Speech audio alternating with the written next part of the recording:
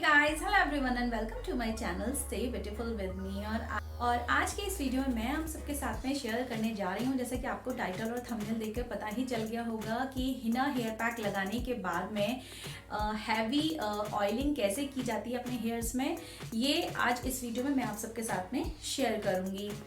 मेरी एक प्यारी सी व्यूअर है, उन्होंने ये रिक्वेस्ट की थी मुझसे। अभी कुछ दिनों पहले मैंने हिना हेयर पैक शेयर किया था आप सबके साथ में, तब उस वीडियो में कमेंट करके उन्होंने मुझे बोला था कि मैं आपको हिना हेयर पैक लगाने का तरीका बताऊं और उसके बाद में हेयर ऑयलिंग कैसे की जाती है अच्छी तरीके से, हैवी हेयर ऑयलिंग कैसे की जाती है वो भी मैं उनके साथ में शेयर कर सकूं।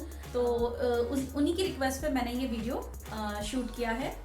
तो आज के इस वीडियो में हम यही देखेंगे कि हेयर ऑयलिंग किस तरीके से की जाती है हिना हेयर पैक लगाने के बाद में। जैसे आपने मॉर्निंग में हेयर पैक अप्लाई किया है, हिना हेयर पैक आपने लगाया है, तो आपको उसको नॉर्मल वाटर से वॉश कर लेना है।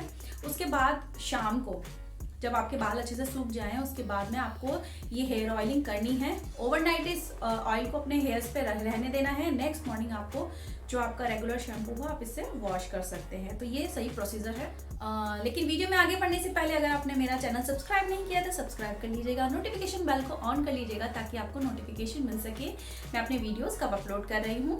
और वीडियो को लाइक और शेयर ज़रूर कर दीजिएगा ताकि मैं मोटिवेट हो सकूँ। तो चलिए आइए देख लेते हैं हेयर ऑयलिंग का प्रोसीजर।